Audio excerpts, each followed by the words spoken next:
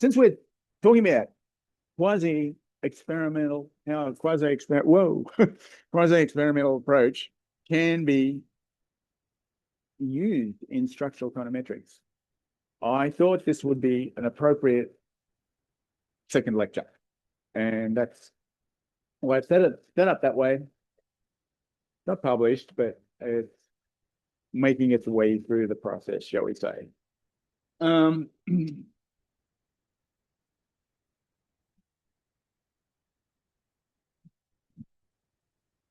Same problem as before. Let's try it there.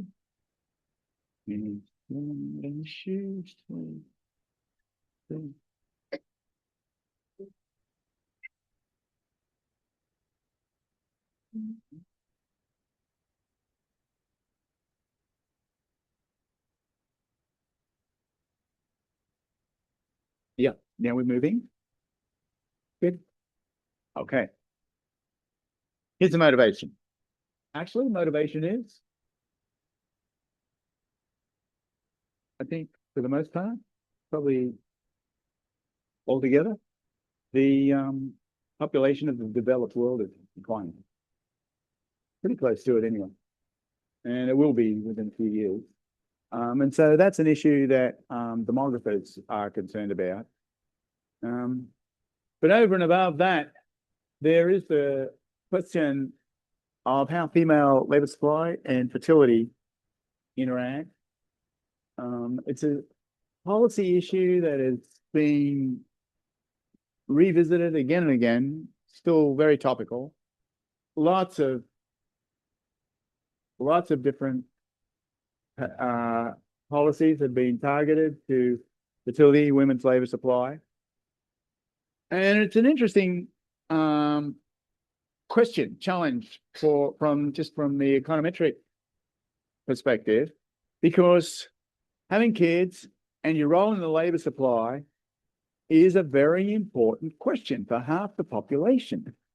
And so how policies affect that determine what people do. So here I want to show how CCT stuff is being anecdotal of how CCT stuff is being used in a paper with George and Andre, who I showed on the first slide of the paper.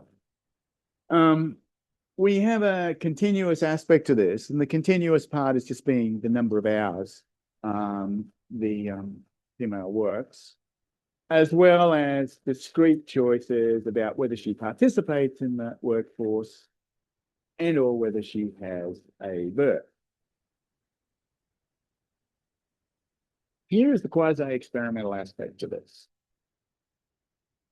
If you look over the period that we focus on, which is about 1970 to about now, and we look at all the leave policies that have been implemented on the one side, and all the tax transfer policies that have been implemented about how families are treated, depending on the number of kids they've got, you get 735 policy combinations.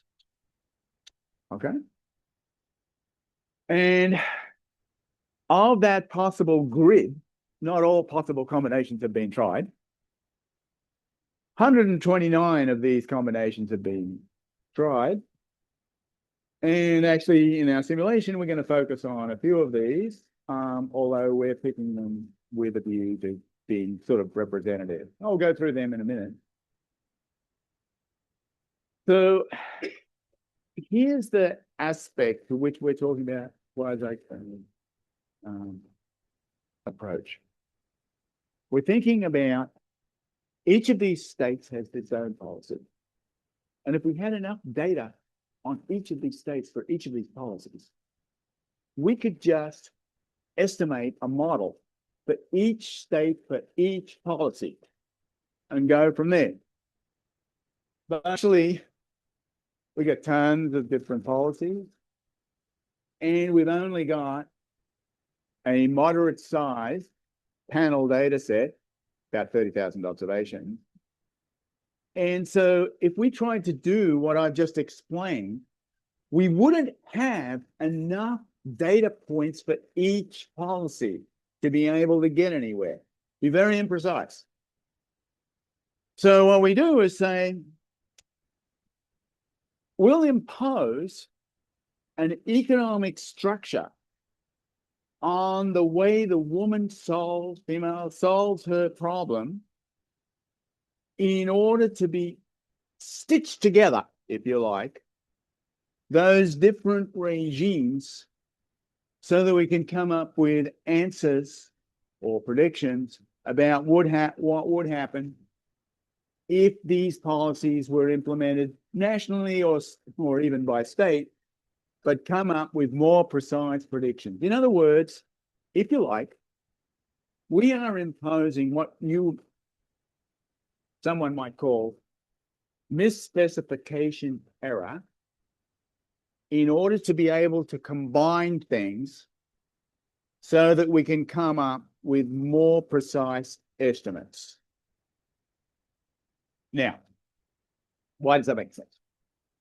When you run a linear regression, you have a bunch of X points, see my hands, here, and then you got a line, okay? When you want to make predictions, you are going to be most confident about those X's. When you're making predictions, you're most confident about your line in the region where you have X's. You know, you're regressing Y on X, linear regression. If you try to get a confidence interval for stuff that's way up there, well, then your estimates are not going to be as precise. So in some sense, what structural econometricians are doing is not telling everybody what reality is.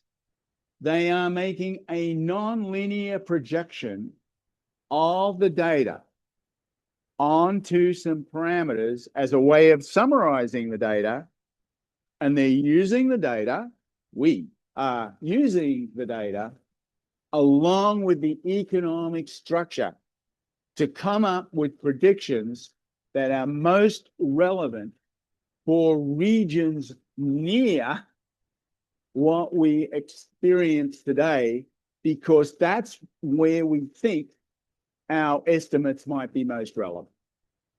That's the idea. People talk about counterfactual prediction.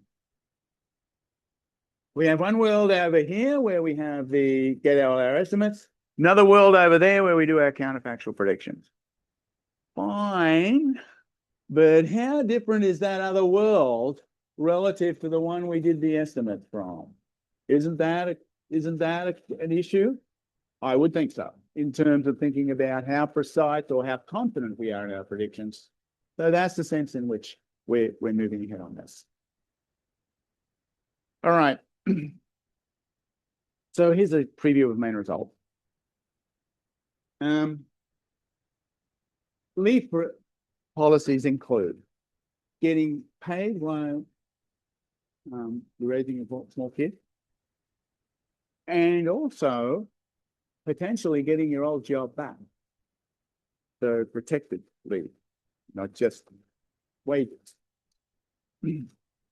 So all leave policies increase labor market outcomes. Not a surprise.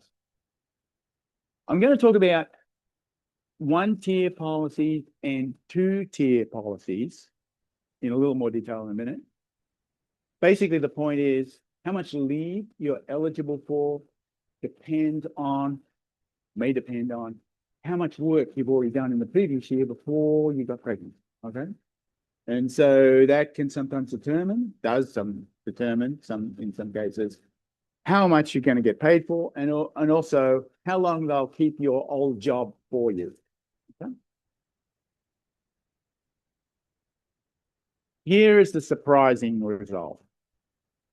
Leave policies generally reduce completed fertility.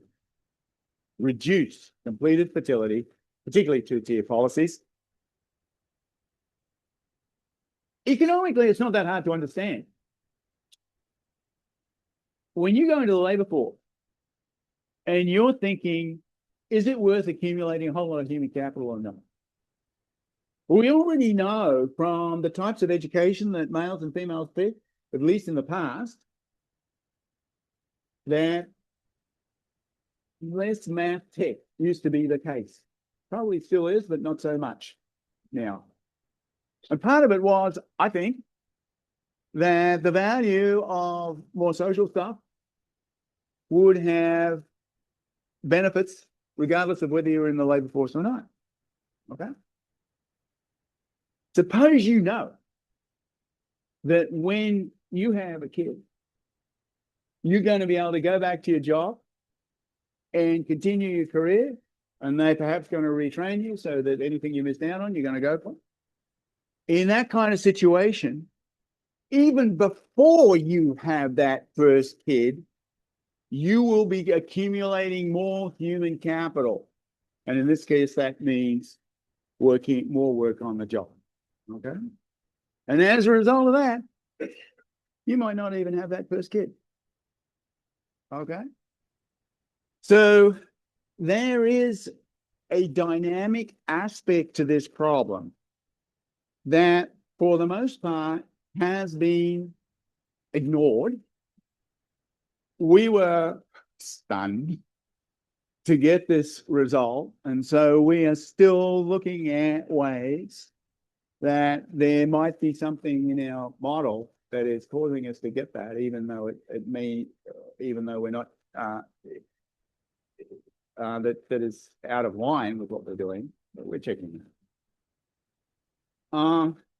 Of course, higher tax transfer mechanisms with high child transfers lead to higher completed fertility. Okay, you pay somebody to buy something, they'll buy more of it. Okay, and in this case, have more kids. Not surprising. The other thing that is a little bit a little bit surprising to us, but not so much once you see this, is that actually all the leave policies increase tax revenue.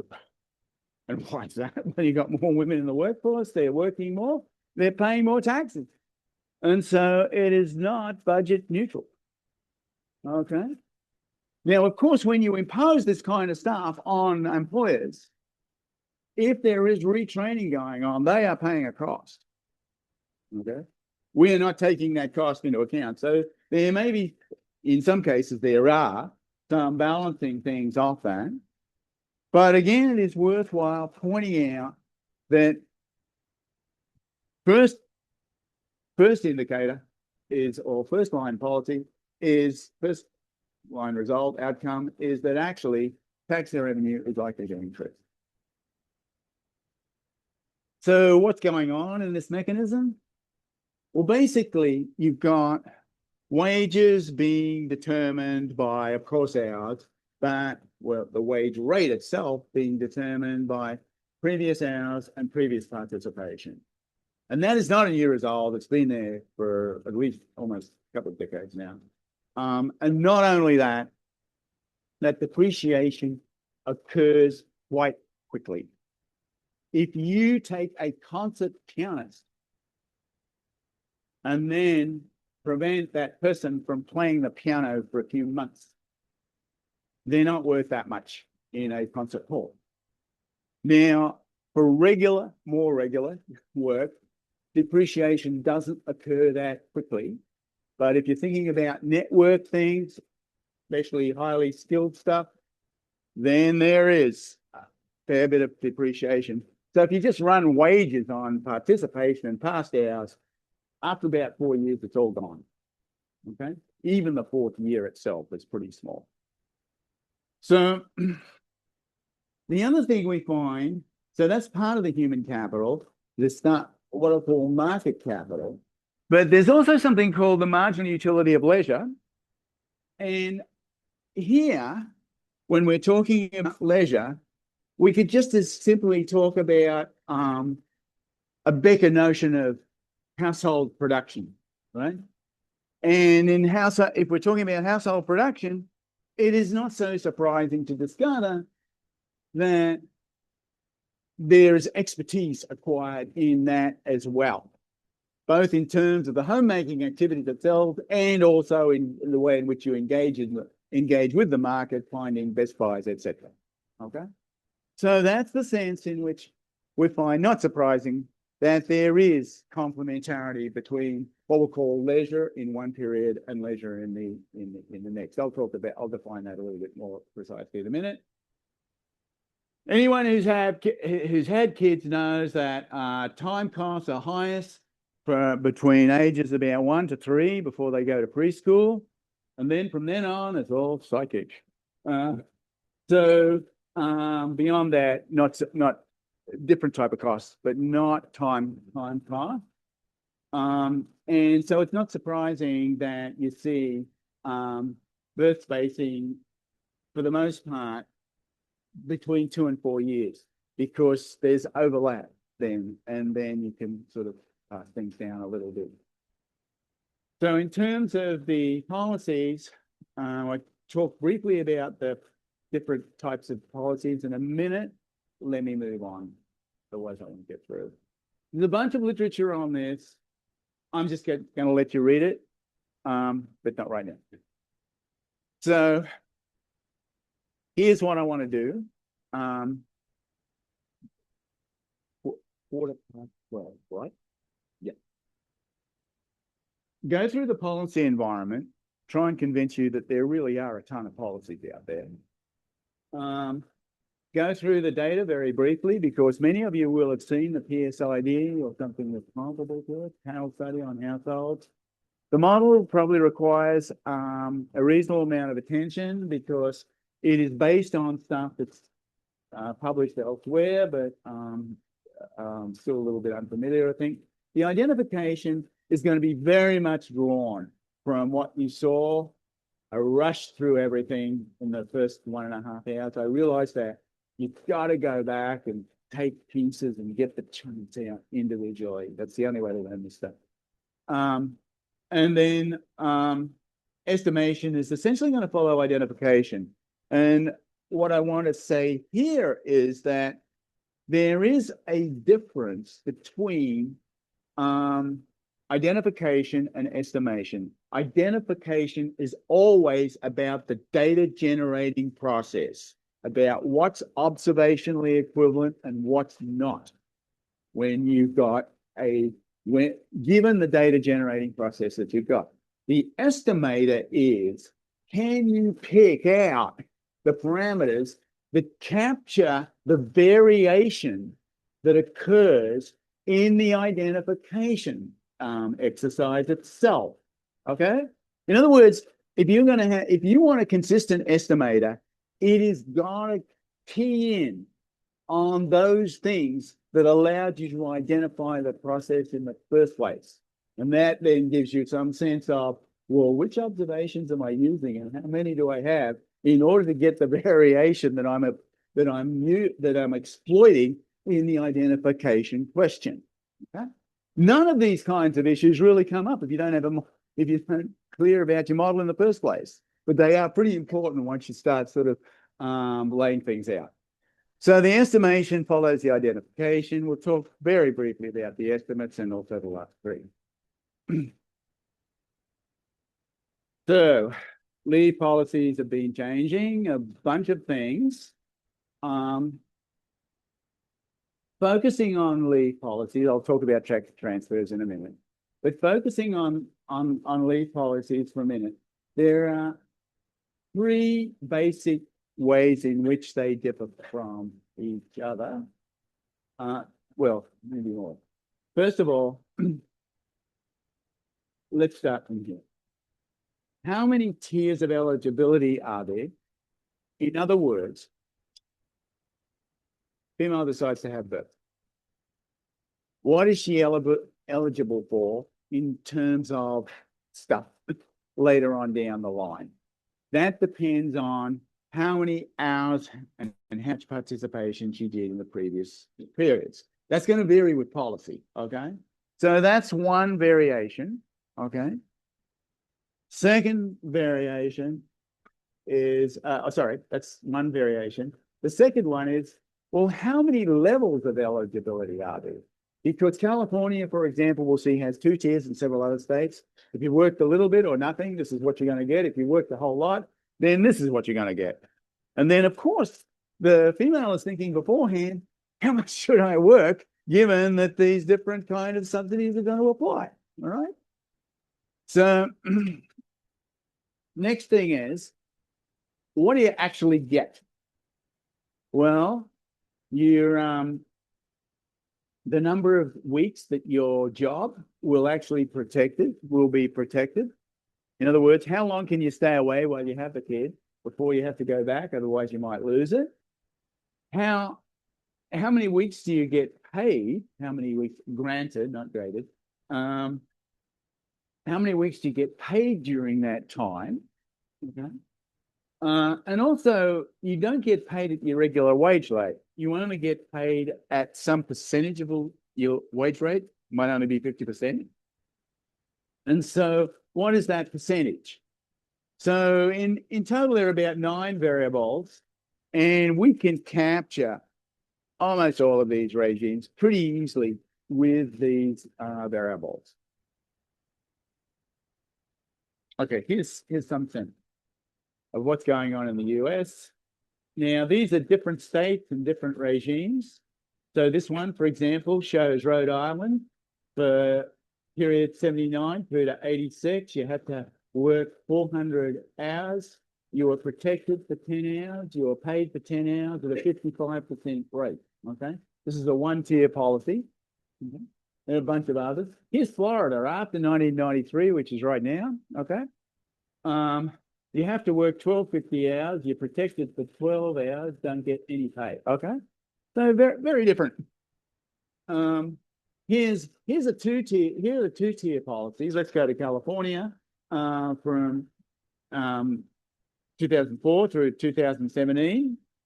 To get to tier 1, you don't have to have worked at all. You just have to be in the job. You're protected for 6 weeks.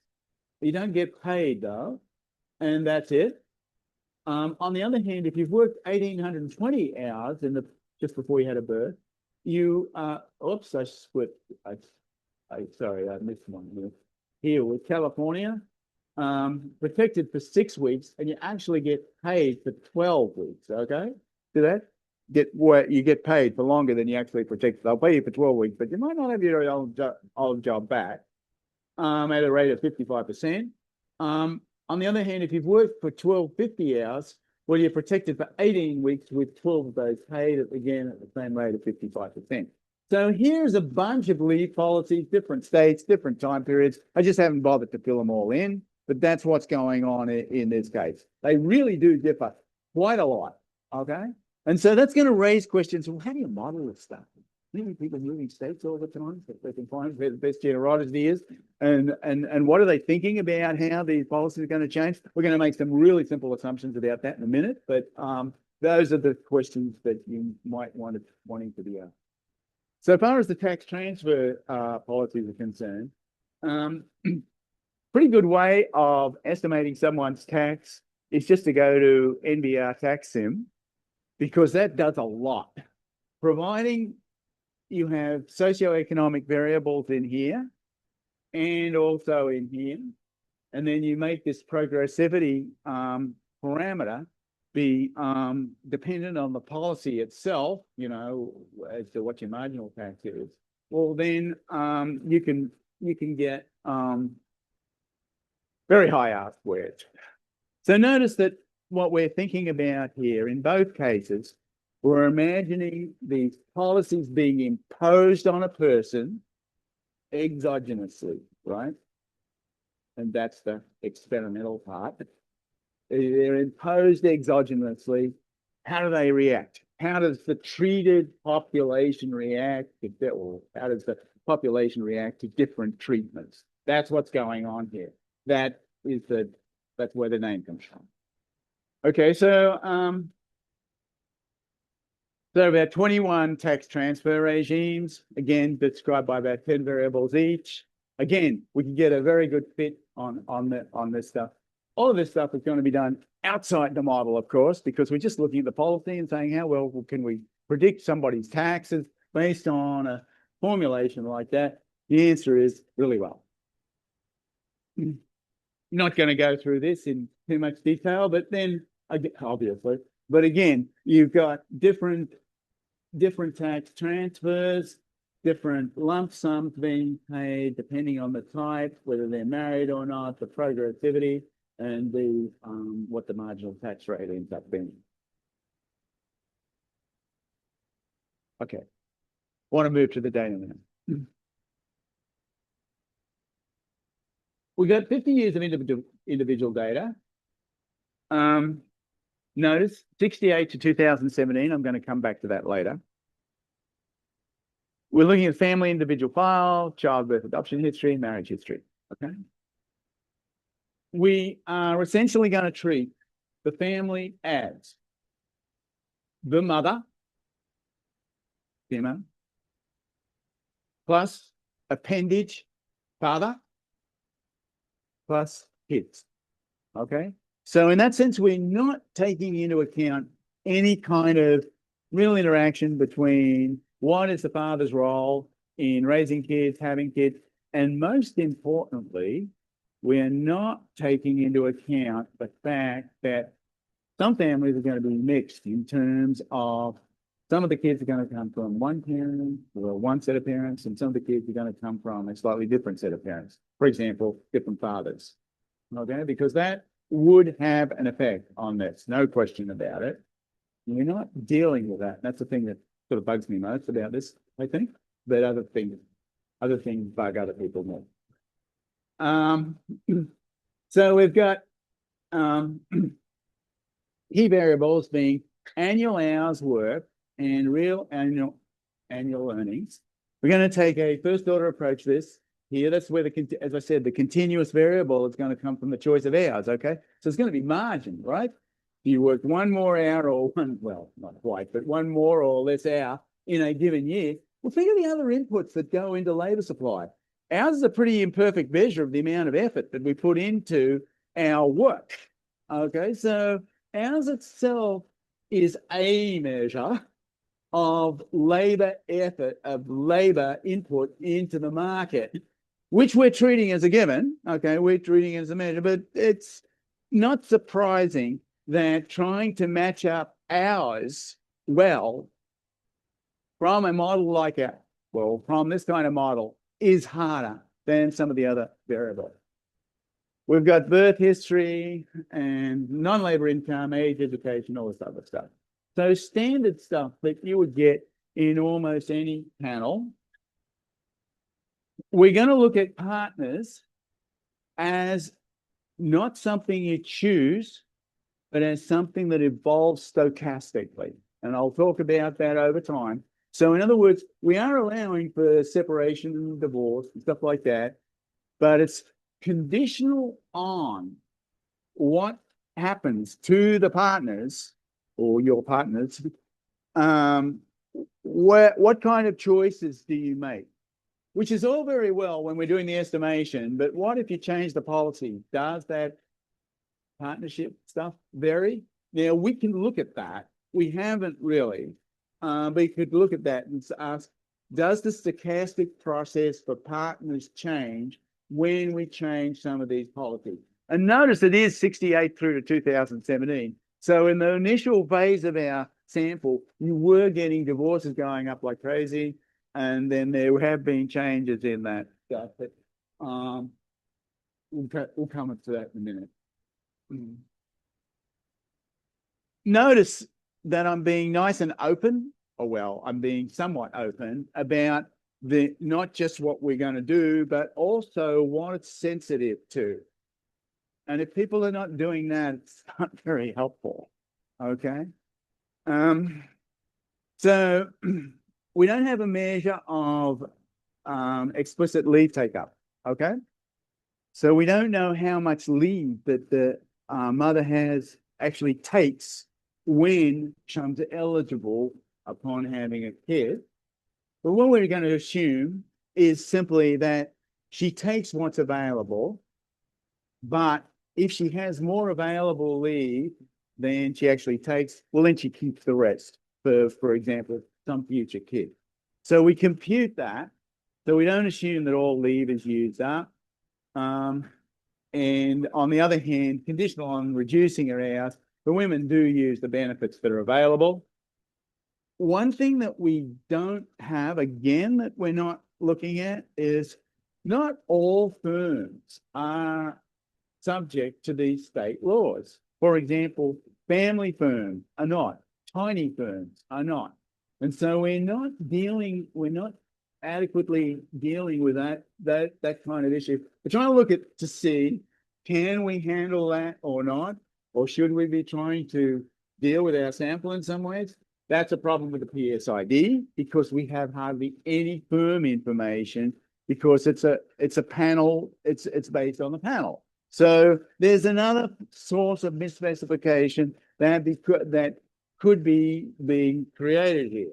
See how you just list, here are the problems, here are my assumptions, here's what we get, take what you will. Okay? My argument is you follow the same rules, guys. There I get to see your assumptions too. And then we can work out what's useful and what's not. Okay? So just being more open about the nature of the assumptions that are made and then following through then helps us to kind of piece together a very imperfect picture of what might be going on as we think about, what's good for the future, say. All right, here's the model. We have a woman's age since adolescence, say about 20. Here are her characteristics. And here I'm afraid changing the notation on what I did in the first set of slides, because these are going to be the observed characteristics by the econometrician. See all these things? They're all observed. And this pi stuff is always going to be the policy environment. Okay, so when we have something with pi in there, that means it's one of those 270 policies that we could be looking at. Right? Consumption, real value consumption. Ours is just normalized over the year between 0 and 1 on that interval. And so participation just means that you work for more than 0 hours. Okay? You're always going to be inferior. You're never going to work 1, of course. This is whether you have a birth or not. And this is we're setting this at about 45, but you could always estimate it by looking at some maximal number. And then notice we've defined this D bar thing to reflect the discrete choices. Those are combinations of, do I work or not? Do I participate or not in the workforce? And do I have a birth or not? So there are 4 choices there. See that? And then the H lower bar is going to be a measure of human capital. Now, we estimate this straight off the wage equation. We allow the coefficients to vary rather than imposing some functional formula like geometric decline. What you see there is that hours you worked previous year counts a lot, and then it goes down like crazy. But as I said, by the time you hit about 4, it's all gone. Almost, well, 5, pretty much. Doesn't affect anything. And the reason I'm emphasizing that is because I want you guys to see that if you take a short time out of the labor force, that is actually quite important because it's the most recent thing, okay? So the fact that you accumulated 20 years of being as executive or whatever, and then you take some time off, it's that recent stuff that really counts. Remember, of course, most of these people in our data are not executives, probably all of them, because no executive would take the PSID, right? So, give me a break. I don't have time for this kind of stuff. So we are already getting some sample selection in the nature of the panel itself. But even for these kind of people, this is true. So when we're coming to nurturing childcare, again, we're fairly specific about how much time do you actually put into the kid. We can get this off these diaries for the household stuff, okay? And if you're wondering, if we're concerned about what happens over the first 3 years, you really do want these individual coefficients, okay? Even 3 is easier than 2, at least my anecdotal experience says. And I'm the father. And so if we're talking about from then on out, thinking about this as just 1 term per year is probably good enough. All right. So there is a kind of question here as to what is leisure. I mean, why do people have kids in the first place? That's not meant to be an introspective question. One of the reasons they do that is because they want to do stuff with them, right? It's not just to pass on some legacy of a family firm or whatever. So when we're talking about how much time do you put into children, this is kind of meant to be some measure of changing nappies type, diapers type time, rather than showing off your kid to your neighbor's time, okay? So this is what time, this is how you should think about time. And some of these diaries do actually distinguish between the different types of time, because some of that time is probably leisure. But in any event, the way we count leisure is 1 minus the hours you work minus the painful time that you have to deal with kids, like sitting with them in fights. Not to mention people with it in the still in punch. Me. Yesterday. Hong Kong Airlines, guys. My advertisement. So there's the trade-off between leisure, labor, and nurturing responsibility. Now, I already mentioned that partnership dynamics, partnership is not a choice here. There's a joint distribution of partnership that goes from period to period. And this is how I want you to think about it. Here are the, here's your marital status. Married, cohabiting, or single.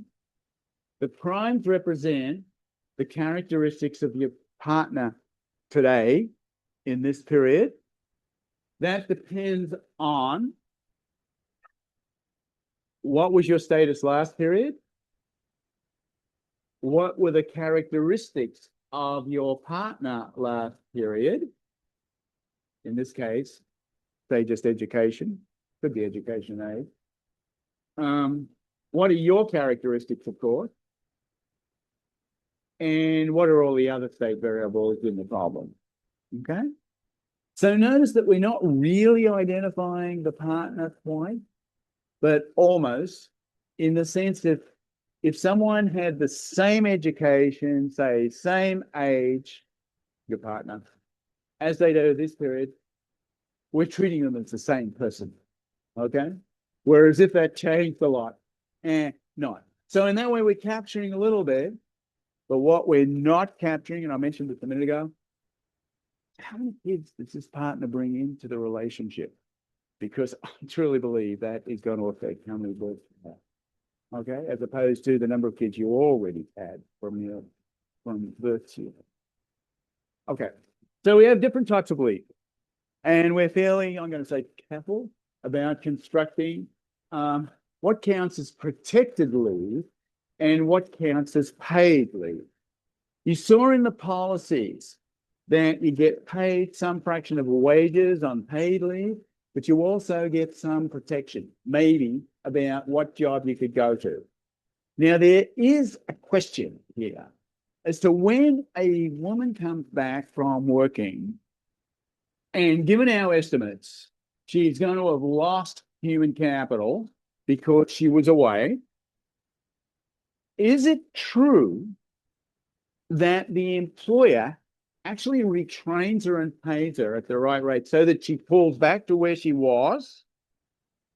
Or is it true that because of the regulations of the state, she's paid but not retrained, And hence, the so-called human capital that she is given or acquired, or that she's lost, doesn't really return to her. And then it might affect what goes on later. Now, we are currently investigating that to check whether the human capital that she's lost as a result of not working really comes back to her because the employer invests in her, or whether she just gets paid because they have to pay her, and then that human capital doesn't count as much, and as a result of that, she gets paid, but future promotions, for example, aren't as great. Okay. So this is protected leave. This is the amount of human capital that you're supposed to have, given that the employer has put all this stuff into you. Here are the hours you worked, and this is the amount of extra hours that the employer gives you because they're protecting your job and making sure that you're capable of doing the job that you left. And that really does happen in some places. The firms really do that because the person is good enough, specialized enough, whatever enough, so that it is worth retraining the current person to catch them up for the year or whatever that they've taken off, so that they can continue to perform in a job that they might have been doing really well before. Okay? So this is targeting the longer term income, because as a result of this protection, she has more hours counting towards her in the past. That affects the wage equation. Now, of course, the number of people that are affected here in terms of the wage equation itself when we're doing the estimation is relatively small. Most human capital doesn't come from the fact that the employer is building stuff up. It comes from the actual work you've done in previous periods. And so, of course, the wage regression itself is not really that affected by this much. Where this protected leave really counts is when we're doing the simulations. Because in the simulations, right now, we're assuming that the human capital really is restored, okay? What if it wasn't? Well, in that case, what we would be looking at is, this is not protected leave at all. This is just fake leave and fake human capital, not magically restored. And then what we should be looking at is just the change that you get from paid leave as opposed to the so-called extra protection. So I want to make you guys aware of that, because what I want to distinguish between is, here are the official policies, here's what really happens. And maybe the two things are the same, maybe not. And maybe we should allow for that. So, and then on paid leave, we're looking at, well, how much income replacement do you get? And what is the replacement rate? Somewhere between 0 and 1. That is targeting current income. In other words, here's what they were earning beforehand. This is their wage rate. They're getting, say, half of that now. This is how much paid leave they're getting while they're having a kid. So that gives you a sense of where we're going here.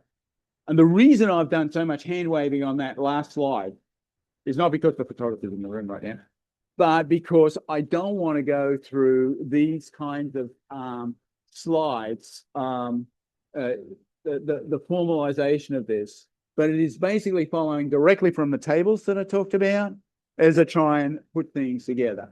This is the kind of stuff that people in the field itself would be interested in knowing, but no one else is. And I don't expect you guys to be, except to the extent that you might be planning to have a kid in the next 10 years.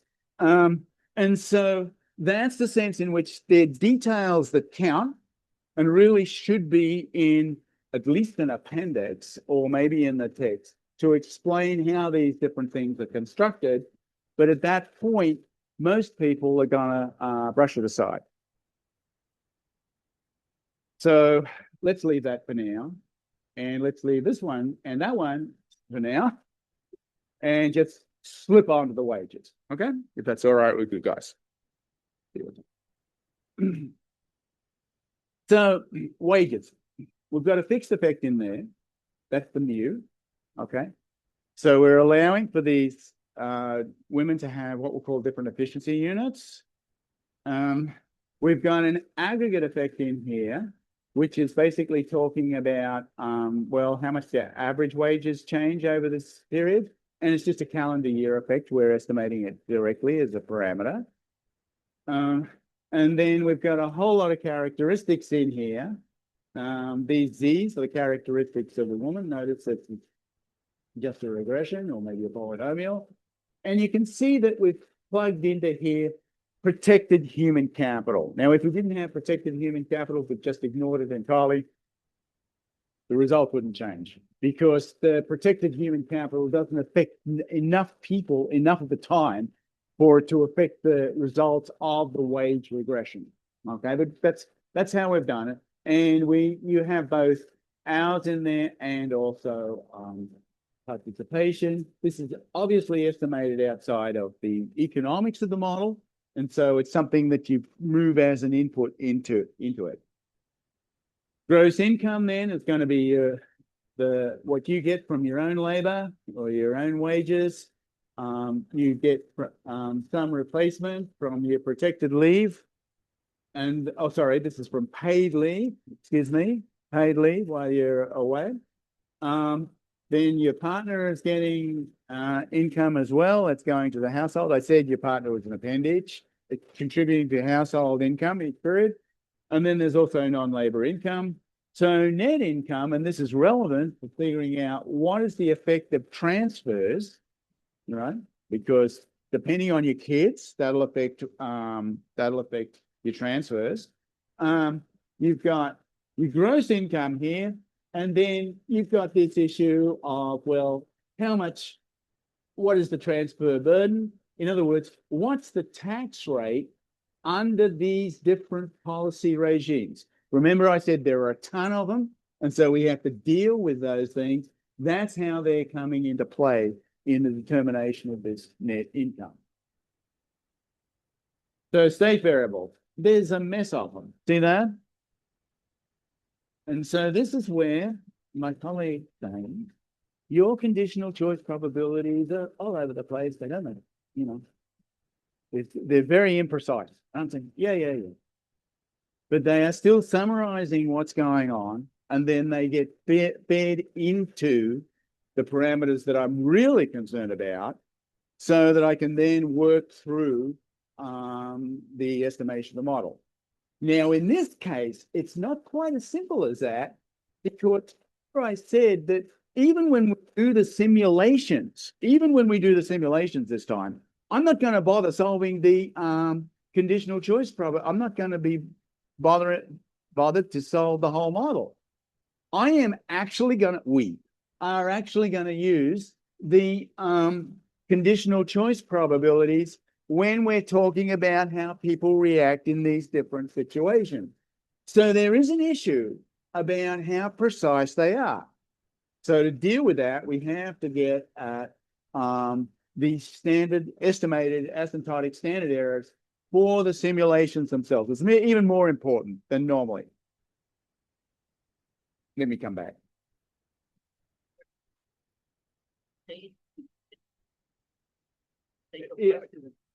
Yeah, state variables are going to, the state is right here. That is the policy. So it's going to be conditional on state and policy at that time of year. And so this state, when I'm talking about state variable, I am not talking about North Carolina.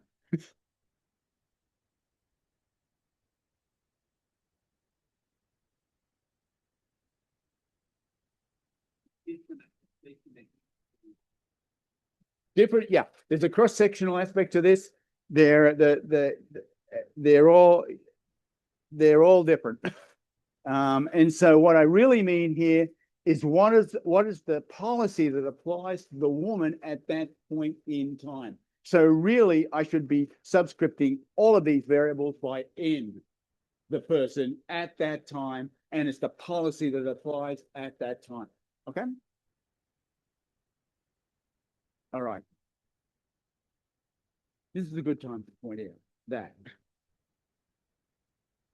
another thing that's going on here is that we have to make an assumption, and we are going to make an assumption about what people think this state, as defined, is going to change period by period. All right. And the assumption that we use in this model is that they believe that the current policy will remain in place forever. And when the policy changes, they're totally surprised, and they think that new policy is going to remain in place forever. Okay? Now, suppose we backed off that assumption and said, well, there's a probability that the policy might change this way, that way, or some other way. We would have to come up with some kind of transition matrix for how policies move, right? We could potentially do that with enough data. We back off and say, well, all right, suppose we make this horrendous assumption, like all the other horrendous assumptions. When would it be most reasonable? Well, a natural place to start, and this is something we haven't done, but we will do, I hope, is looking at how often does the policy change for one woman for the births that she has? In other words, in the period of giving birth, creating a family, if you like, how often does that policy change? Because that'll give us a first indicator of how ridiculous or how reasonable that kind of assumption is. We're using that kind of diagnostic to say, okay, we know that policies change. We know people move from state to state. And we also know that, yeah, so how badly off are we likely to be because we're not allowing for that? Another issue here is when we're talking about, I'll get to this one in a minute. Yeah, I'll talk about it in a minute. So that's what we're assuming about what people are thinking. So far as the wages are concerned, though, wherever we are thinking that people perfectly forecast what the wages will be, what that aggregate rate, calendar rate will be in the future. Again, if we didn't assume that, we would have to put a process on it and then ask, how do we get that, take that process and move and incorporate that into the estimation? I've actually done that with some work with Swimmer Alto in the late 90s, but it is still pretty confined. You can put a process on these things. You can go ahead and estimate them, but you do need some other assumptions as well in order to get somewhere. And so that's why we haven't moved in that direction here. So they're kind of getting perfect foresight about a lot of these aggregate variables, except how the policy changes. So there's a little bit of desynchronization there, I think, because they forecast the policies, but they can forecast everything else really well. Okay. So that's what's going on in that setup. Here's the lifetime utility function. Pretty standard, almost standard. You've got a negative here because we're dealing with exponential utility. And you're getting a utility from getting a birth, which is going to last you for a lifetime, probably yours. Basic point is the following. Once you have a kid, you're stuck with it, okay? You cannot trade it off in the market that easily. Hardly anybody does. And so I'm assuming in this model, they don't ever do it. And it's a reasonable assumption. And so that really means that the point of decision is pregnancy itself. When you're thinking, do I want to have this kid with me probably for the rest of my life? Okay, that is the nature of the decision. If that's not human capital investment, I don't know what is. Okay, it's more than education. You could potentially retrain on that one, but not on kids. And so you get an expected amount of utility for the lifetime from having a birth. That will, of course, depend on the number of kids you've got already, the number of their ages, and all the other things that go into X, okay? So that is a one-time thing. And then all that good time playing with a kid and stuff is also going to be incorporated into this U. Okay, that's the value of having a birth. You're thinking terrible 2s and 3s, but gee, between 5 and 15, they're pretty good. And 15, well,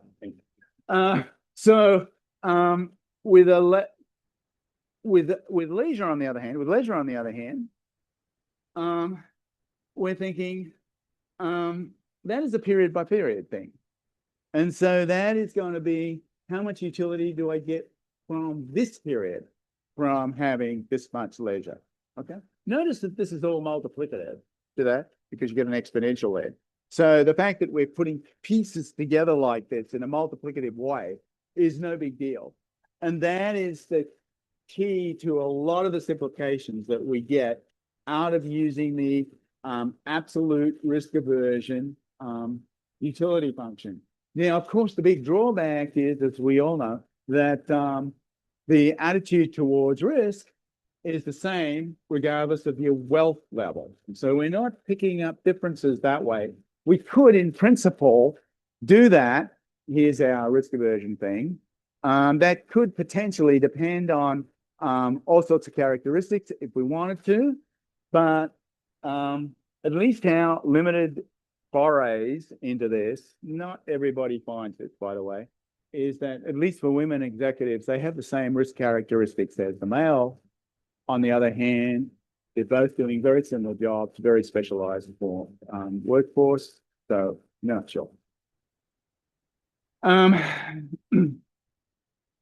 thing I want to point out about this utility function is that we have a disturbance here. I think, what's that one? What's it?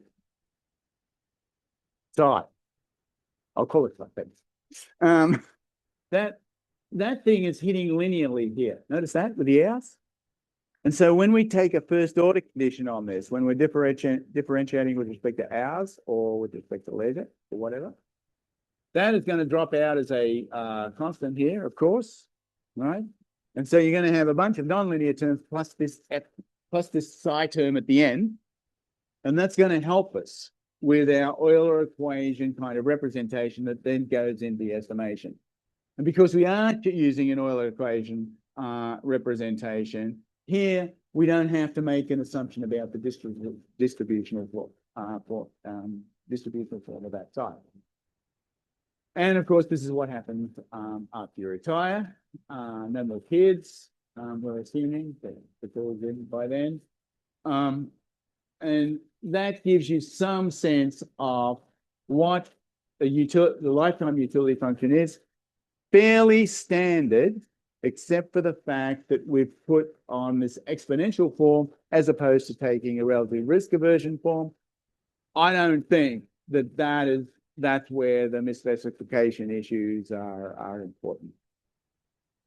I should say something about about both of these terms.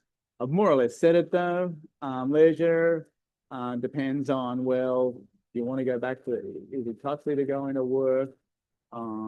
There's the utility, which takes a quadratic form. Notice that quadratic form is then going to, when you differentiate, it's going to lead to linear stuff. And so that's going to make the Euler equation easier to estimate again, okay? Because it'll be linear when you take the derivative. And over here too, you differentiate with respect to current linear stuff. Here's the intertemporal stuff, okay? I said that you can specialize in non-market capital. You get to learn more stuff. I mean, you get better at being out of the market as well. And here we are allowing these to run to 3, but in fact, it's only the first couple that will count. Again, you're just going to have this being constant terms in a coefficient on past leisure is going to come in. So far as the birth is concerned, as I said, depends on whether you're working or not. That plays a big role, of course. And utility, if you're not working, it's a little easier. And then the birth spacing depends on the ages of the previous kids. So far as the budget constraint is concerned, we are assuming that people can't insure against births in the sense that you choose your birth. But what you can't do is take out some kind of policy that says, well, I want to have a birth in maybe this period, in that period, and I want to insure myself against my lifetime utility on that basis. So we're not taking into account of that. And so that's the sense in which markets are not complete. Okay. But apart from that, we're allowing people to save and borrow as they wish. In other words, we're assuming that we are not imposing any kind of budget constraints. In other words, people might be saying something like, gee, we can't afford to have this period because we're too small, but let's wait till we win the lottery or something. And then we'll have plenty of income in that period and we'll be able to have a birth then. The idea in that kind of thinking is that when people have a positive income shock, they're more likely to have a birth. And when people have a negative income shock, they're less likely to have a birth. Well, we checked that. It's not true. So as we looked at the residual, in other words, the unanticipated stuff from having because we're talking about non-wage income in that case, not wage income, of course, because there's a substitutionary income effect playing a role there. And we said, well, okay, let's look at the unanticipated part of non-wage income, okay? And then we said, well, we regressed having a birth against those indicators and discovered it's actually negative but insignificant. In other words, if you have a positive income shock, non-linear, you're less likely to have a birth rather than more. And then the other thing we did was, well, let's take the average of those unanticipated things, because after all, we don't have a fixed effect in there for non-wage income. We only have a fixed effect in there for wage income, not non-wage income. We took the average of those things as some kind of measure of a fixed effect. And are people more likely to have a birth if that's positive? Answer, yes. In other words, there is a positive wealth effect. This actually confirms stuff done before with Bill Hutz. But so in fact, there is a positive income effect. But not only that, when we're talking about permanent income, but when we're talking about temporary shocks, it goes the other way. And that is the argument that we use to say, if you're going to think about what kind of approximation of markets you want to use when you're dealing with this kind of problem, allowing people to save and borrow is a reasonable starting point, versus if you think that everything that they earn, that's a very unreasonable measure of how to think about what people do over their lifetime. Okay? Very much Milton Friedman style, permanent income style thinking. Excuse me. So when you've got utility measured that way, like this,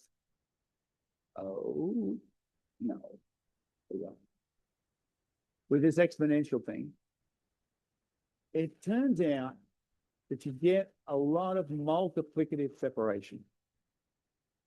So we could define this as an index of the continuation value. We call it household capital, but it's more or less the same thing, really. You think about a continuation value. What's it really getting at? The way you make choices now depends on stuff in the future. How do you get that stuff in the future? Well, you form an expected value function for what's going to happen to you in the future and ask how these different choices change, as opposed to just looking at how to fix your current utility. So we have something similar to that, and this drops out of the math, but it takes a while to get there, so I'm not going to derive it here, that's for sure. In which your index of household value of capital, or to put it another way, your index of value surplus function, that will be another way of thinking about it, is recursively related to here it is for this period, here's the next period, it depends on what kind of choices you're going to make. Well, it depends on XT, we've got XT in there. So it is a surplus, something like a social surplus function. Doesn't depend on the epsilons, in other words, the unobserved stuff. And so that's why we've got the conditional choices in there for what might happen to you this period. And then what you're going to get is utility. And I've got a U bar to reflect the fact that when you take a given discrete choice, one of those discrete choice Ks, you get utility that is the expected utility that you would get when you're integrating over the number of hours that you might work. Okay, so that's why it's not U, but U bar. Okay, and then you've also got that disturbance. This is just the, if it's there somewhere, yeah, the disturbance that takes on the value of the underlying epsilon only when you make that particular discrete choice. Okay, so if you didn't have any continuous choices in here and you just had to set of discrete choices, you could take the bars away, and then you would get, okay, here's the expected utility that I'll get, but it's not like that because you've got this big BT underneath. This is the bond price induced by the current interest rate and actually the future interest rates as well. And so what we're really talking about is the following. When you get paid so much, either in terms of utility or in terms of income, because you can match the two across with this formulation, you're going to smooth your consumption over the future periods. In other words, when you win the lottery, then you're not going to spend all of your lottery winnings this period. You're going to smooth over future periods. And that's the same with a ton of things. And so durable goods, for example, you take out a loan on your car, maybe, certainly take out loans on your house. And so this B is a reflection of the increase in your current utility, recognizing the fact that you're smoothing your utility, smoothing your consumption over future periods as well. Okay. So that's why the big BT is there. And it's the same with the disturbance term, actually. You smooth all your shocks. If we go back to this one more time, Thomas will stop going back pretty soon. So there's a sense in which here's your consumption. This is a piece of utility that kind of translates to consumption as well, and along with these guys, okay? There's a substitutability there that you're exploiting when you get something like this. All right. So here's your continuation value for this period beforehand, before you see your epsilons. And then it's going to be related to your continuation net value next period. Given that you make some choices this period, integrating over the hours that you might be using, hours that you might be working, okay, this density of hours, it's going to be estimated directly because we're looking at the density of hours conditional on the x's. That recursion is almost the same as big B equals U, weighted average of U's, plus beta times value of next B. All right, it has a different form. It's multiplicative. That's because if you go to Mascalel and ask, how do people consumption smooth in a period when they have it, in a model where they have exponential utility, you get this multiplicative form, okay? And that is what's being reflected in their A. All right, very useful. Used it in the 2 or 3 papers now. Because what that implies is when we do the optimal discrete choices, what we're looking at is make these choices Here's our utility that we get. I'm averaging over hours here. Have to worry about the bond prices in order to think about how it affects the future, as I said before. Then we take the log of these integrals, because I don't know how many hours you're going to do. Okay. And I also don't know what x is going to be. Okay.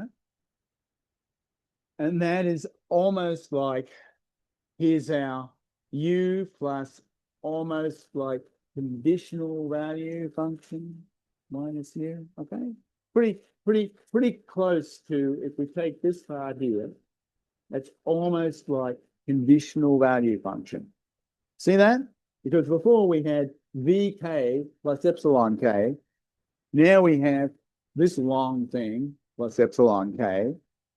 But we have current utility here, just like in the conditional value function I was talking about in lecture 1, along with something like the future stuff. Okay?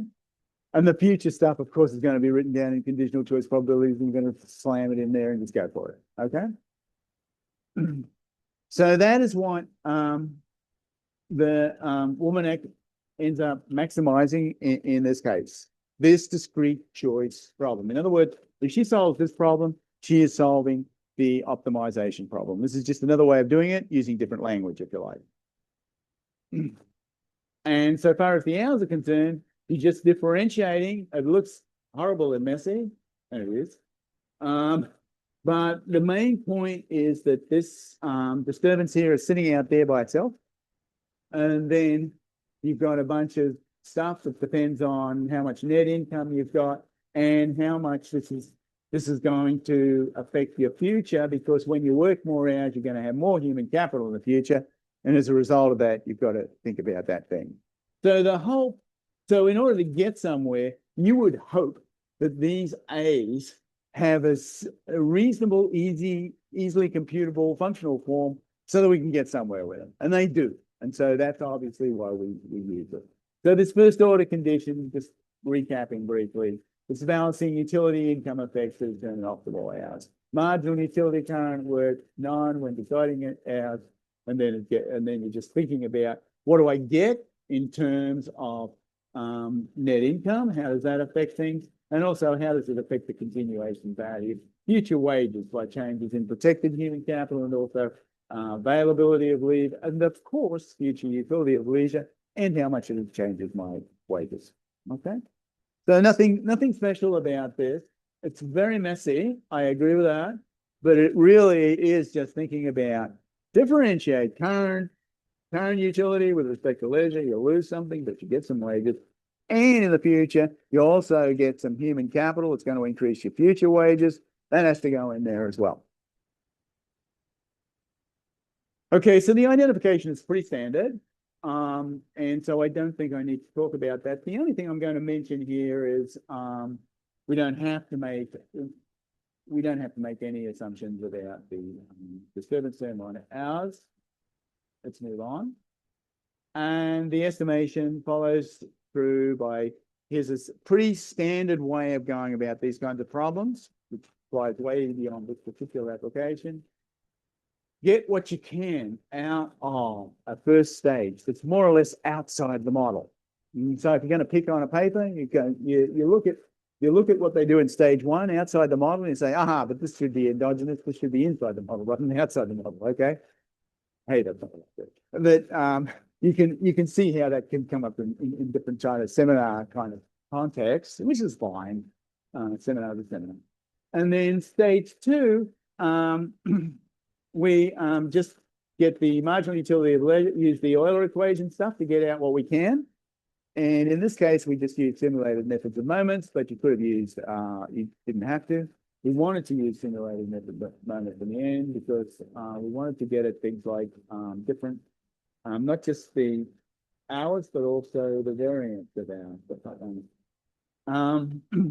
And then once you've got the marginal utility of leisure, plug that back in with all the other stuff, with all the representation of the value function that you've got. Sort of talked about in lecture 1, but it's going to be slightly different in lecture 2 in this one. But basically the same idea. where you're taking a bunch of stuff that you've got from previous stages and then plug that in down the bottom and then go from there. And then, of course, to get your standard errors in this setup, you could potentially maybe think about an analytic derivative-based standard error. That would be pretty hard in this setup. So the way we do it, of course, is to just do Monte Carlo standard errors in the usual kind of way. Sorry, the markup this. Yeah. Yeah, let me find it. Yeah, right. Because what you're doing here is we have an Euler equation. That's that awful one here. And so we're actually estimating this equation because we've plugged in here for our CCPs, plugged in our CCPs in these A's, and we're differentiating. We've got the G's already. Everything else is done. And so in that way, we get the... Notice that that's the only way we can get a marginal utility of ours, right?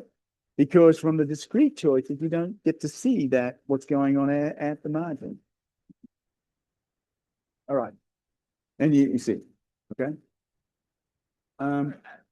Yeah, go ahead.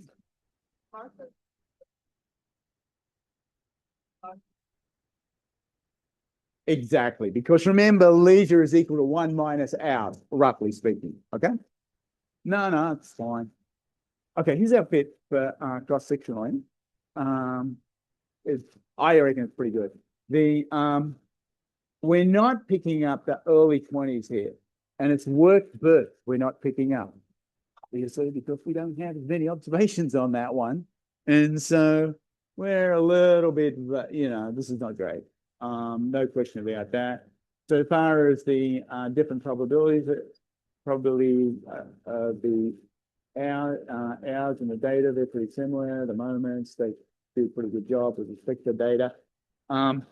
But then when we go to the hours, work no birth, okay, here, lots of observations on that. Work birth, yeah, not so good.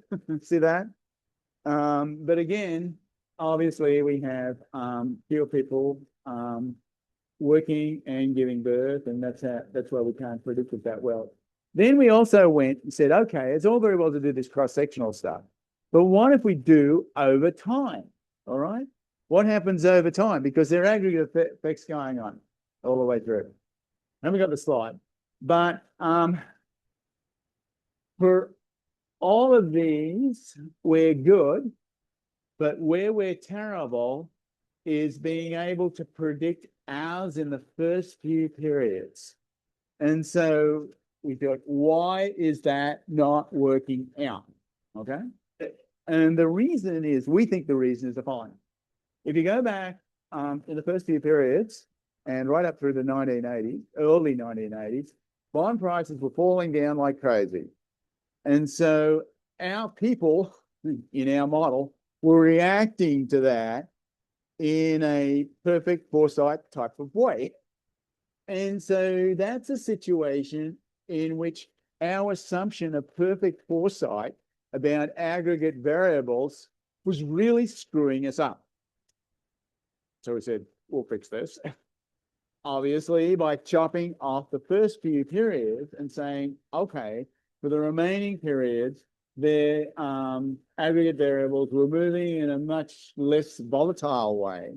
And so we're able to pick up what's going on much more easily. And so we're basically saying this part of the data set is really not very good. And the part for us, because we've already assumed the perfect foresight assumption. And that's bad news when things are changing a lot, because probably people didn't anticipate that very well. And so why don't we have a situation where aggregate variables are playing a much lesser role, given that we have a perfect foresight assumption in the model? So that's the sense in which the type of questions that we can ask and the periods that we can look at are driven by the assumptions that we make in the model itself. If we're going to make some really rough assumptions about what people think, well, then we want to look at data sets where that's likely to be less violated than data sets where you think it might be violated for sure. So there is this constant interplay between which model you use and which one will you try and which ones you don't try. Now, in this, I know that some people say, start with a simple model and work your way up. I'm more jigsaw puzzle type.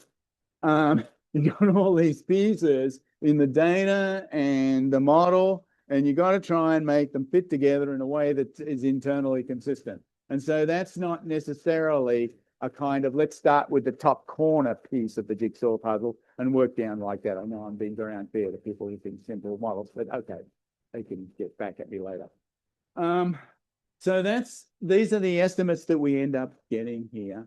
They're pretty reasonable. I'm not going to talk about them now because I don't think it's worth it. But you can see, standard stuff. Participation effects having the usual thing, marginally going up. We've got concave preferences for leisure. High depreciation we talked about. And then so here's what I wanted in the remaining minutes time. Okay. I said national implementation. I don't really care whether it's national or not. What I care about is that I'm exploiting, or that we're exploiting the model in getting enough observations so that we can make relatively precise predictions. And trading off then, as I said before, trading off tiny number of observations for a regime in order to get predictions from that by estimating that model by itself with, a couple of hundred observations maybe, versus something that is exploits observations across the whole country all the times and just parameterizing the differences in the different policy regimes. One thing I forgot to say and should say it now. An obvious point is that people might move states. Well, of course, our argument is, and we can check this out again, is that most of the internal migration in the states occurs before people have kids. For example, when they're coming out of college, and 50% of women do go to college, and so that's when that's when you do see a lot of interstate migration.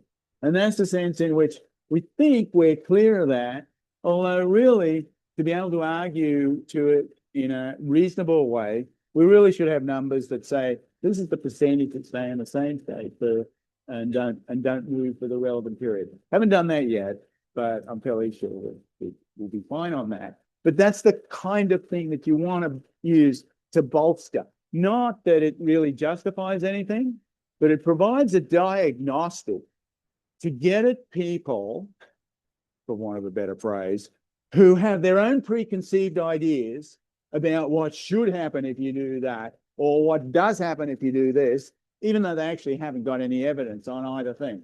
So it won't persuade anybody, but it is enough to put questions in people's mind so that you can say to them, okay, you want to do this seriously, do it as seriously as we did, and then let's talk.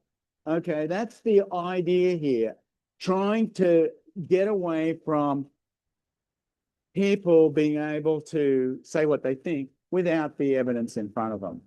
So here's the basic objective. We're looking at the structural parameters. We're looking at a balanced sample of people, enough people to go through a simulation of about 60,000 people.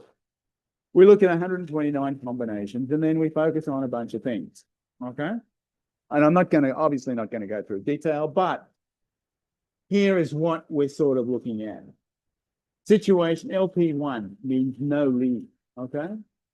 And then it gets gradually better and better and better, okay? And then only paid and then paid price protected on both tiers. For these two-tier ones, we've got one tier and two-tier levels of generosity.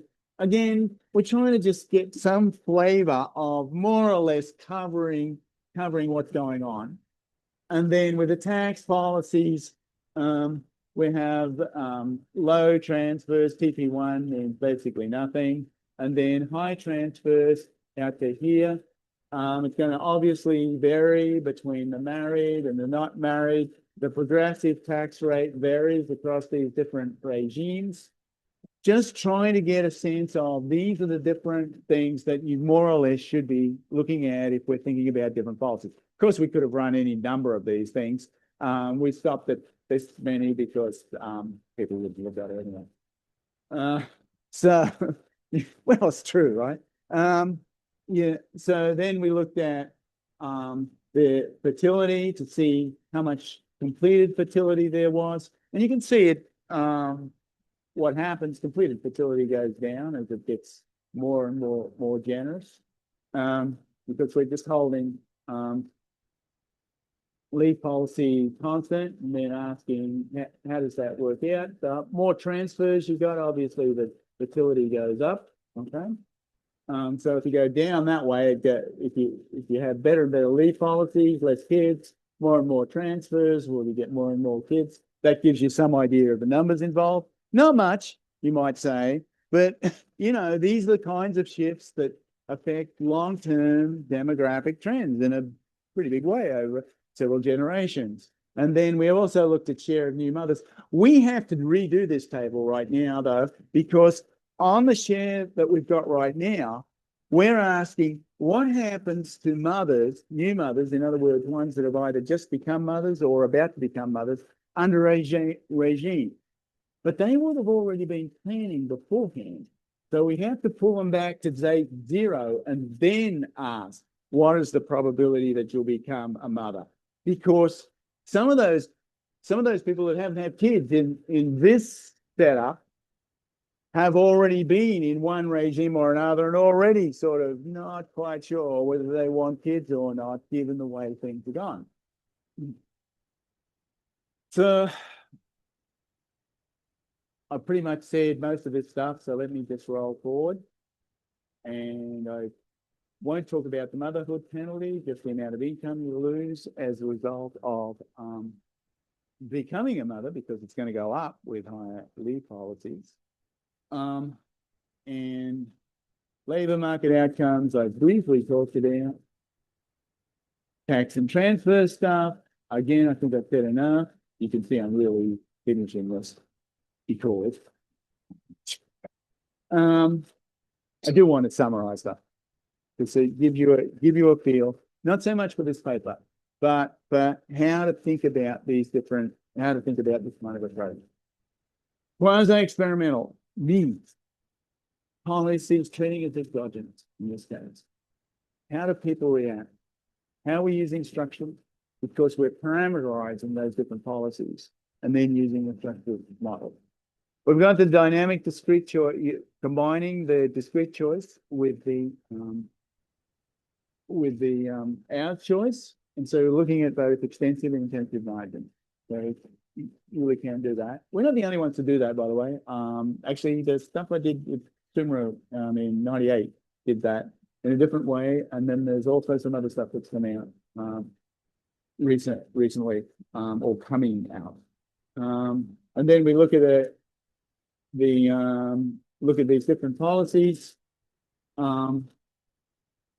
Policies that boost labour market participation tend to decrease fertility. And there is a combination that probably affects fertility in a moderate way, but also is budget balanced. That's okay. You can